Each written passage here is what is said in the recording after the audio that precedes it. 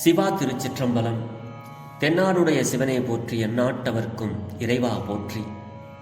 நமச்சிவாய வாழ்க, நாதன் தாள் வாழ்க. இமைப்பொழுதும் என் நெஞ்சில் நீங்காதான் தாள் வாழ்க. ஈர்த்து என்னை ஆட்கொண்ட எந்தை பெருமான் நம்பெருமான் சிவபெருமான் திருவடிகளை மனம் மொழி மெய்களாலே வணங்கி என் பெருமக்கள் நாயன்மார்களுடைய திருவடித்தாமரைகளை இதய கமலத்தில் வைத்து போற்றிக் கொண்டு எனது அருட்குருநாதர் திருமுறை பன்னிசை மாமணி வே சுந்தரமூர்த்தி தேசிகரையாவுடைய திருவடிகளை நீல நினைந்து திருமுறை சென்னறிக்குள் என்னை ஆற்றுப்படுத்திய அடியார் பெருமக்களது திருவடிகளை நீல நினைந்து பெரும்பற்ற புலியூரானை பேசாத நாளெல்லாம் பிறவாத நாளே என்ற அருட்சிந்தனையில் இன்றைய தினம் நாம் சிந்திக்க இருப்பது அருள் தரும் நம்பி ஆரூரர் பொன்னார் திருவடிகள் போற்றி போற்றி. சுந்தரமூர்த்தி சுவாமிகள் அருளி செய்த 7வது தமிழ் வேதத்தில் குருகாவூர் வெள்ளடை என்ற தலத்திலே அருளிய ஒரு பாடலை சிந்திப்பதற்கு இன்று சிவபெருமான் நமக்கு இறையருள் கூட்டுவித்திருக்கிறார். தெரிந்த அளவில் இந்த பாடலை பாடி இதற்கு என்ன சுவாமி பொருள் சொல்கிறார் என்று நாம் சிந்திப்போமாக. இதனுடைய பண் நட்டராகம், ராகம் பந்தூராளி, தாளம் ரூபகம் வரும். அற்புதமான பாடல். திரு குருகாவூர் வெள்ளடை என்ற தலத்திலே அருளியது. திருச்சிற்றம்பலம். இத்தனை யாமாற்றை அறிந்திலேன் எம்பெருமான். இத்தனை யாமாற்றை அறிந்திலேன் எம்பெருமான். பித்தனே என்று உன்னை பேசுவார் பிறர் எல்லாம். முத்தினை மணி தன்னை மாணிக்கம் முளை தெழுந்த வித்தனே குருகாவூர். வித்தனே குருகாவூர் வெள்ளடை நீ அன்றே. வெள்ளடை நீ அன்றே.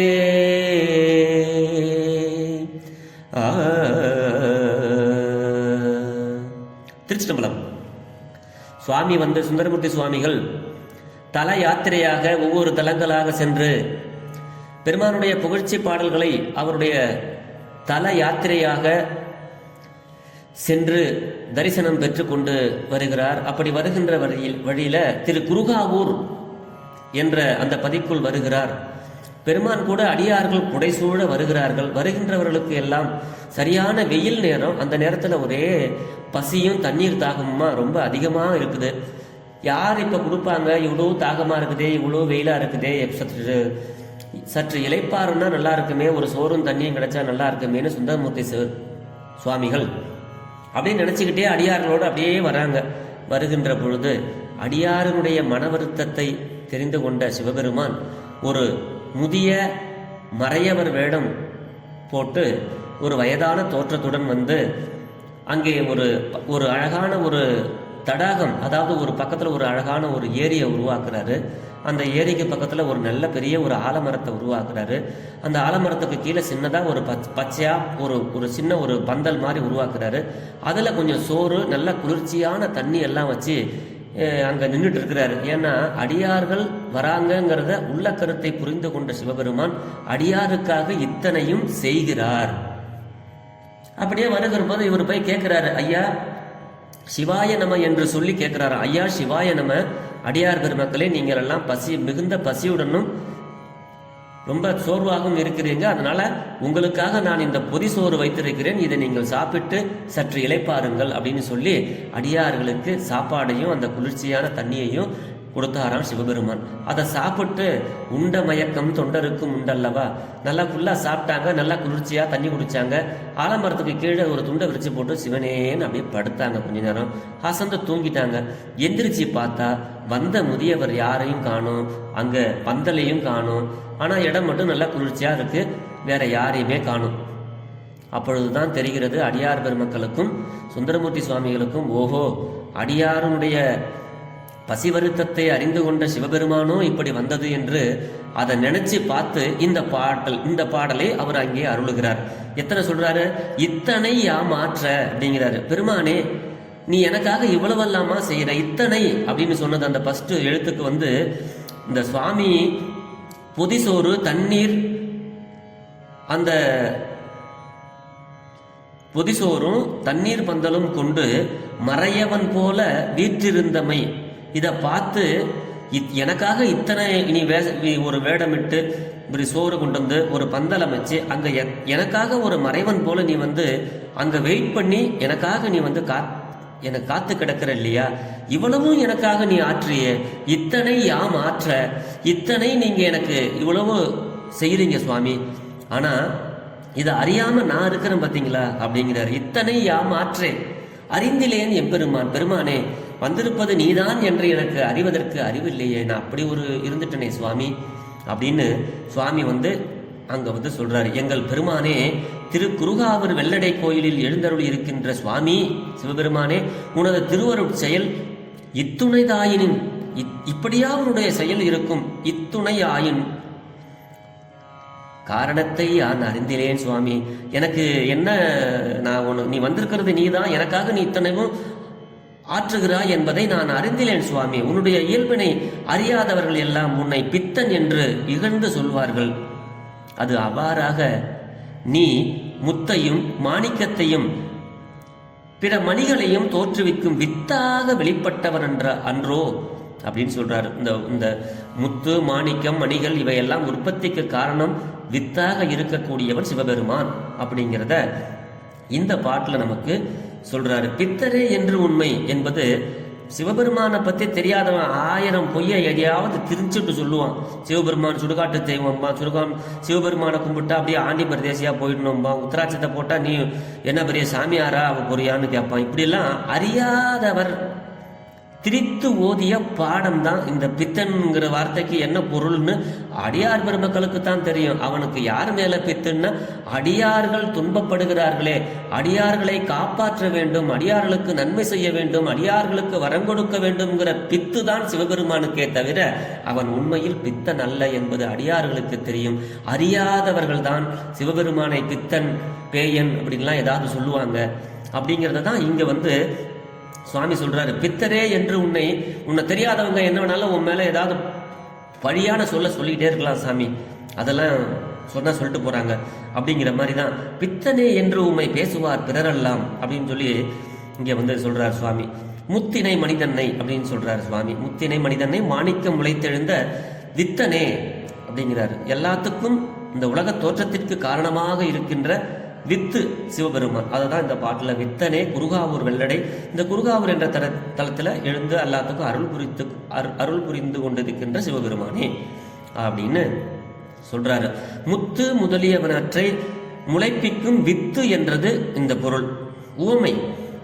சிவபிரான் தன் அடியார்களுக்கு அரும்பெரும் செல்வமாக இருத்தலை குறித்து ஓதியவாறு.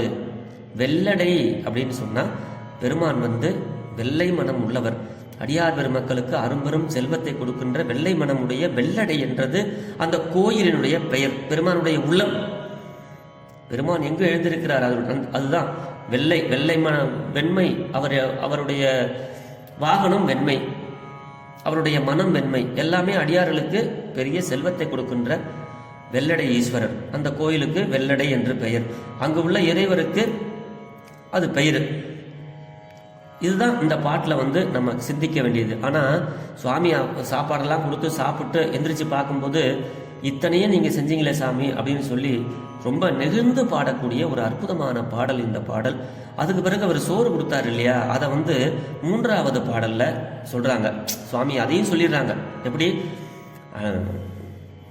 இந்த தேவார திருமுறை நிறைய தடவை நம்ம எங்கேயாவது கோயிலில் போய் தேவார திருமுறை பாடினா கூட நம்மளுக்கு பிரசாதம் தீர்ந்து போனாலும் கூட அருட்பிரசாதம், இந்த விபூதி திருநீர்லாம் கூட நம்மளுக்கு எப்பயாவது கிடைக்கும். நான் நிறைய தடவை நிறைய கோயிலில் போய் பாடும் பொழுது எனக்கு கூப்பிட்டு அந்த எல்லாருக்கும் கொடுக்க வேண்டியது முடிஞ்சாலும் கூட நான் ஒரு 1/2 மணி நேரம் நின்று ஏதாவது ஒரு 50 புராணம் பாடி ஏதாவது ஒரு 1/2 மணி நேரம் பாடினா அந்த அங்கே இருக்கிற குருக்கள் உள்ளே கூட்டிகிட்டு போய் அந்த சமையல் கட்டில் கூட்டிகிட்டு போய் ஏதாவது இருக்கிறத எனக்கு நிறைய தடவை எடுத்து கொடுத்து நீ சாப்பிட்டு போன்னு சொல்லியிருக்காங்க. அது எனக்கு நிகழ்ந்தது நிறைய கோயில்களில். அந்த மாதிரி பெருமான் வந்து அவருடைய புகழ்ச்சியை பாடுபவர்களுடைய பசியெல்லாம் தீர்ப்பார். சுந்தரமூர்த்தி சுவாமிகள் பாடிக்கொண்டே இருந்தார், அவருக்கு ஏற்பட்ட பசியை தீர்த்தார் அல்லவா. அதையும் இங்கே வந்து நிகழ்ந்து பாடுறாரு. பாடுவார் பசி தீர்ப்பாய், பரவுவார் பிணி கலைவாய், ஓடுனன் கலனாக உன் பழி குழல்வானே, காடு நல் இடமாக கடு இருள் நடமாடும் வேடனே குருகாவூர் வெள்ளடை நீ அன்றே, வேடனே குருகாவூர்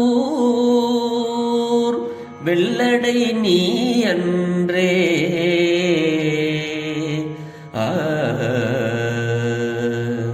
திருச்சிதம்பரம். பாடுவார் பசி தீர்ப்பார் பெருமான். அதுதான் இந்த பாட்டுல சொல்றாங்க. தலைவோடே சிறந்த உண்கலமாயிருக்க. பெருமானுக்கு கையில மண்டவோட வச்சிருப்பாரு. உண்ணுகின்ற பிச்சை ஏற்றதற்கு திரிபவனே. அவர் சாப்பிட்றதுக்காக அவருக்காகவும் அடியார் பெருமக்களுக்காக மண்டபோட்டில் போய் பிச்சை எடுத்துக்கிட்டு வந்து அடியார் பெருமக்களுக்கு கொடுத்ததா ஒரு வரலாறு இருக்கு நம்மளுக்கு. அது ஒரு அடியார்களுக்கிட்ட இருக்கிற ஆணவத்தையும் பிச்சையாக ஏற்கிறாரே தவிர அவருக்கு சோறு தேவைன்னு பிச்சையா எடுக்கல அப்படின்னு ஒரு வரலாறு இருக்கு. அதுதான் இந்த பாட்டில் வந்து சொல்றாங்க. தலைவோடே சிறந்த உண்கலமாயிருக்க உண்ணுகின்ற பிச்சைக்கு ஏற்றதற்கு திரிபவனே. உனக்கு காடே சிறந்த அரங்காக இருக்கு. நீ சுடுகாட்டில் டான்ஸ் ஆடுற ஆள் இல்லையா? பெருமான் கூத்த பெருமான் சுடுகாட்டில் நடனமாடு பேய்களோடு நடனமாடிக்கொண்டு இருக்கின்ற பெருமான். அதான் காடே சிறந்த அரங்கம். அப்படி இருக்க செறிந்த இருளிலே நடமாடுகின்றவன் நல்இருளில் நட்டம் பயின்றாடும் நாதனே தில்லையுள் கூத்தனே தென்பாண்டி நாட்டானே. சுவாமி சொல்லுவாங்க, மாணிக்கவாசக சுவாமிகள். அதுதான் இங்கே சொல்றாங்க. சுவாமி வந்து நல்லிருளில் உண்பலிக்கு உழல்வானே காடு நல் இடமாக கடு இருள் நடமாடும் வேடனே அப்படிங்கிறார். இந்த குருகாவூர்ல வந்து நல்ல இருளில் நடனமாடிக்கொண்டிருக்கிறாராம் பெருமான். வந்து காடே சிறந்த அரங்கமாயிருக்க செறிந்த இருளிலே நடனமாடுகின்ற கோலத்தை உடையவனே சிவபெருமானே, திரு குருகாவூர் வெள்ளடை கோயிலில் எழுந்தருளி இருப்பவனே, நீ உன்னை பெருமானே உன்னை இசை பாடலால் பாடுகின்றவரும் பிறவற்றால் துதிக்கின்றவரும் ஆகிய அடியார்களது பசியை தீர்த்து நோயை பற்றறுப்பாயன்றே. பெருமான் வந்து நமக்கு வரக்கூடிய நோயையும் பற்றையும் அறுக்கக்கூடியவர் அப்படின்னு இந்த பாட்டில் சுவாமி சொல்றாங்க. உவகை மீதூரவாள் பாடுவாரையும் அவருடைய புகழ்ச்சி பாடலை பாடுபவரையும் அவருடைய புகழ்ச்சியை பேசுறவங்க பரவுவாரையும் அவர்களுக்கு திருமுறை பாடுறது, உழவார பணி செய்யறது, இப்படி நிறைய அவர் மீது அன்பு செலுத்துகின்ற அடியார்களுக்கு செய்யும் திருவருள் வகைகளையும் வேறு வேறு போல அடுக்கி ஓதி வியந்தார் சுவாமி. இதனை வருகின்ற திருப்பாடலை நோக்கியும் அறிக.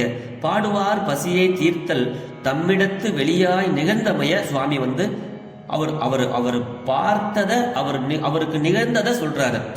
நான் வந்து பசியால வந்துகிட்டு இருந்தேன், சுவாமி என்னுடைய உள்ள கருத்தை அறிந்து எனக்கு சாப்பாடும் தண்ணீர் பந்தலும் இங்கே கொடுத்தார் அப்படிங்கிறத நிகழ்ந்தமையை அறிந்து அருளி செய்தவாறு இந்த பாட்டு வந்து காடு என்றதற்கு ஏற்ப வேடன் பெருமான் வந்து வேடனாக இருக்கிறார். ஓர் நயமாக சொல்கிறார், காடு நின் இடமாக என்பது ஒரு பாடம். காட்டில் வேடனா இருக்கிறார் பெருமான், அது எல்லாருக்கும் தெரியும் அடியார் பெருமக்களுக்கு. அப்படி இந்த பாட்டில் வந்து பாடுவார் பசி தீர்ப்பாய், பரவுவார் பிடிக்கலைவாய், ஓடுனன் கலனாக உண்பலிக்கு உடல்வானே, காடுநல் இடமாக கடுயுருள் நடமாடும் வேடனே குருகாவூர் வெள்ளடை நீ என்றேங்கிறாரு. அதனால நம்ம சிவபெருமானை பற்றி பாடுங்க அப்படிங்கிற ஒரு கருத்தையும் அவரை பற்றி பரவுங்கள், இந்த 12 திருமுறைகளையும் இந்த வேதங்கள்லாம் என்ன சொல்லுது பெருமான அப்படின்னு அவருடைய புகழை பரவச் செய்யுங்கள். அடியார்களாக நாம் எல்லாம் ஒன்றுபட்டு அவருக்கு அன்பு செய்வோம் அப்படிங்கிறது தான் இந்த பாட்டில் ஒரு அருளாக நமக்கு அருளுகிறார் சுந்தரமூர்த்தி சுவாமிகள். ஆக 12 திருமுறை பாடல்கள், அதிலேயும் குறிப்பாக சுந்தரமூர்த்தி சுவாமிகளுடைய பாடல்கள்லாம் எளிமையாக புரியக்கூடிய ஒரு பாடல்கள். ஆகையினாலே பாடலுக்கு பொருள் தெரிந்து நாம் சிவபெருமானாரிடத்துல ஓதி அவன் அருளை பெற்று நாளும் வளம் பல பெற்று நலமோடு வாழ்வோம் என்று சொல்லி பெரும்பற்ற புலியூரானை பேசாத நாளெல்லாம் பிறவா நாளே என்ற அருட்சிந்தனையை நிறைவு செய்கிறேன். ஜெர்மனியில் இருந்து சிவபாலா. குறைவில்லாத உயிர்கள் வாழ்க, மேன்மைகள் சைவ நீதி விளங்குக உலகமெல்லாம், ஆலவாய் சிவனடியே சிந்திக்க பெற்றேன் நானே, ஆழ்க தீயதெல்லாம் அரண்நாமமே சூழ்க, வையகமும் துயர் தீர்கவே, இன்பமே என்னாலும் துன்பமில்லை, வாழ்க சீர் அடியாரெல்லாம். சிவா. திருச்சிற்றம்பலம்.